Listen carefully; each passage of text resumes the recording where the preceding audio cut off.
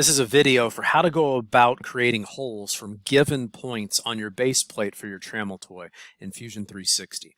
As we go in and we look at the 9 points we created in a separate video from these location dimensions, you can tell that we now have a place to actually create all of our holes from. So in Fusion, we created these 9 points. These are not holes, they are points. If you look at the actual object itself, you're going to notice that 4 of these objects are actually going to be hexagons that go down.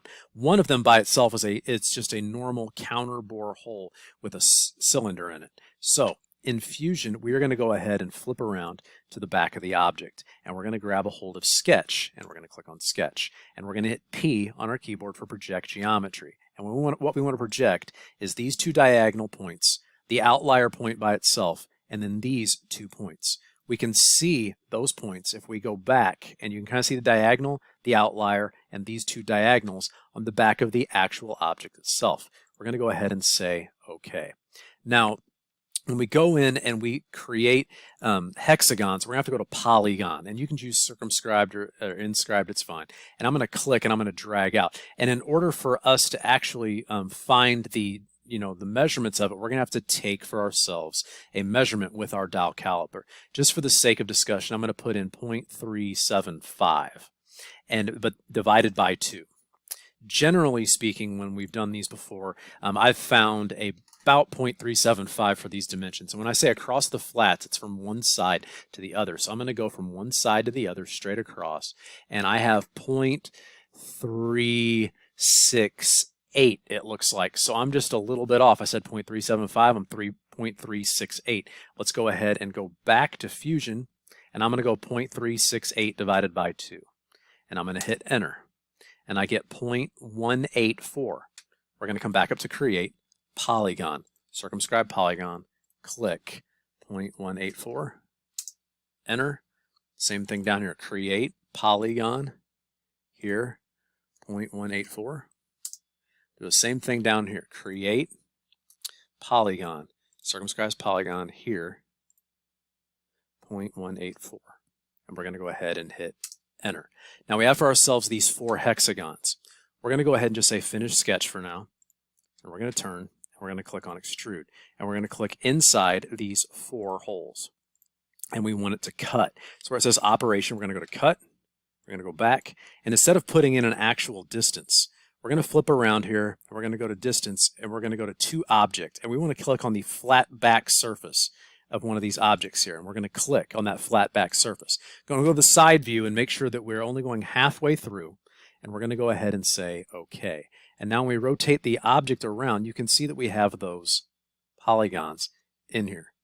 So we need next to do for ourselves the outlier point, and I kind of left that one by itself for a reason. If I undo this and you can see the sketch kind of go away, let's go back and create for ourselves another sketch, and we'll just do the project geometry of just this point by itself, because we're going to do a typical counterbore hole for that object. And by counterbore hole, you'll notice that if I come back to my actual object here, we're going to go ahead and take the diameter of this hole, and the diameter is 0.366. And we're going to find the depth of that hole by taking our dowel caliper and measuring the depth down.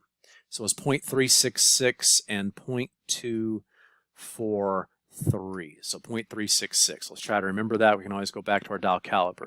We're going to go ahead and say Finish Sketch here. And I want to come up to Hole. And we're going to click on that point. And our hole type is going to be a counterbore hole.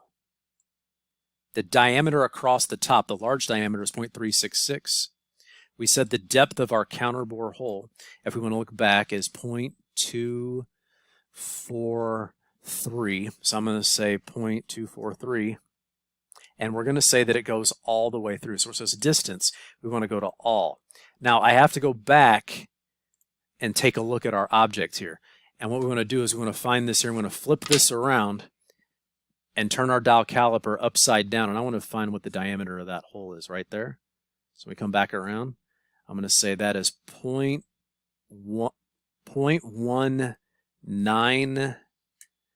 0.196 is the lower diameter.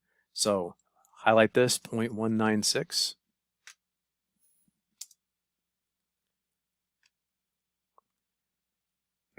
flip around, saying no intersecting body to cut. So we're saying all. I guess what we're trying to say is that the depth of this whole object is all the way through. Let's go up to distance then. Let's drag this down. So we have 0.366, we have 0.4 here. We can go ahead and call this flat. We have 0.196, and we're going off of the top of the object here. It looks like it's saying that it's recognizing this on the other side for some reason. Let's just quickly go to cancel, and let's flip back around if that happens to you. I'm always glad when something weird happens in a video because we can fix it. So I'm going to come into here, and it looks like now it's starting to see it. So we said the top diameter here was 0.366. 0.366 is that diameter. Our lower diameter here was 0.196, 0.196, and the depth here was 0.244, and the distance through was all. So you can see what had happened is it somehow thought that I clicked on the other side of the object, and it was kind of saying it wasn't cutting into anything. We're going to go ahead and say OK, and when I look in here, you can see that counterbore hole. You can see how there's two separate diameters and two separate depths. You know, one of the depth, the smaller hole, is all the way through. This one is not the same exactly. So what we're going to need to do now is we need to do the exact same depth of hole, or we actually need to go in and measure, but when we flip around, we're going to be able to project the geometry of those hexagons onto our front face, and then we can cut those through. So now if we go back to our actual object and we take a look at it, we're going to say, you know, it looks to me like when I flip this over, I'm going to try to find the diameter of these little holes in here. The diameter of the little holes, if I can put this in here and pull it apart, see the diameter of the smaller holes on the opposite side, 0.171, it looks like, 0.171. So we're going to go back, and I'm going to create for myself a new sketch on the front, and I'm going to hit P for project geometry, and I kind of want to find those hexagons, and I'm going to flip around to the back, and I'm going to say, you know what, I want these hexagons on the front, so I know which ones I can use here. So I'm going to come, let's go flat here, and I want to project each one of these to that other side if I can. Flip them around, get an idea of which ones are there. Now, you might find an easier way to do this. As I'm doing this, you might be thinking, can't you just project, let's say, the center points of these? Yes, I can. But let's just say that I was trying to eliminate the guessing game of which ones were the hexagon ones and which ones weren't. We're just going to go ahead and flip them around. I'm going to go back around to the other side, and I know now which ones are my hexagon ones, and I can go ahead and just say finish sketch. I can come back up to hole, and I can say the holes that I want are these holes right here. I think it's saying, for the sake that saying I'm picking stuff that's on the opposite side, I want to flip the direction of this and go the opposite direction. It's not letting me do that. So what we're going to do is we're just going to take a look back up here on the front again, and let's see if we can actually find these points only on the front of the object. So let's go to hole again. Let's click on the front. And the arrow was pointing out. We want it to go the opposite direction. So let's flip the extents right here. We're going to go ahead and flip the direction. We're going to click right in here. We're going to go to hole type. We want it to go all the way through. And let's go, since it's going all the way through, we don't have to worry too much about this angle down here. And then our diameter is 0.171. So we're going to say 0.171. Hit the space bar. And I'm going to go ahead and say OK. And if we look around now, we can actually see those holes that go all the way through. We want to turn this sketch back on because we need to do the diameter of the 4 other holes that we have placed here. And we'll be able to come up to hole and just use those points. So I'm going to turn off the visibility of that sketch. And we're going to try to find a way to get rid of the visibility of the back of these other objects. So if I come up here, we can turn off the visibility of that. So we have separate sketches that we've made. You can see these, but I want to keep this one back. So the sketches that we made on the back of the object are up here. It's sketches for the regular, just Trammel Toy, you know, larger, let's say larger project file. And then we have the ones just right on the base right here. So when we go back and take a look at our object, you know, this is all the concept of actually, you know, having to measure the object as much as we can. So when you're using a dial caliper, you want to find out what all of the diameters of your holes are. So when I come back to here, I want to have this actually rotated around and try to find what those opposite holes are. And it looks like we have some separate diameters when we take a look. Like if I just look at this object, it appears to me that these holes right here, this one here and this one here, are larger than these two. But let's check. It looks to me like this one up here, that is 0.233, and this one right here is 0.191. So we got 0.233. Looks like for these two, let's check this one out.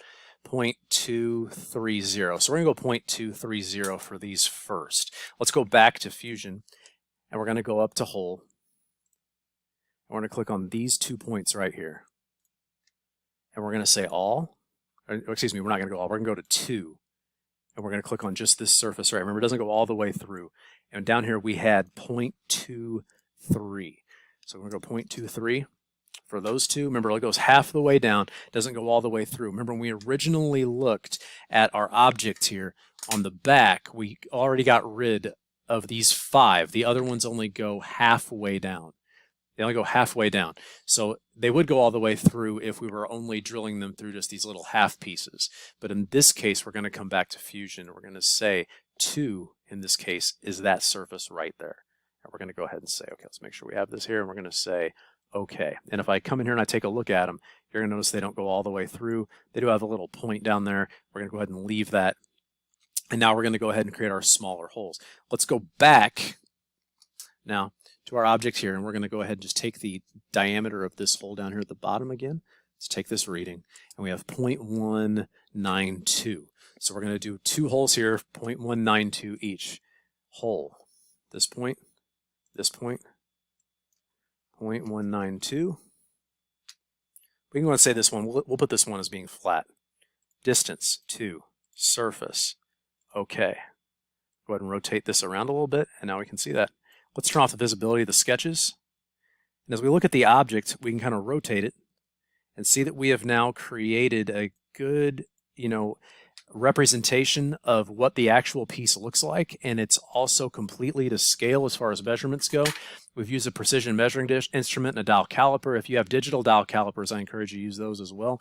But we've gone in and actually created in Fusion an actual object that is completely to scale and completely dimensioned the same way that the actual objects are when you receive them. So this has been a video on how to go about creating the holes for the base plate of your Trammel toy in Fusion 360.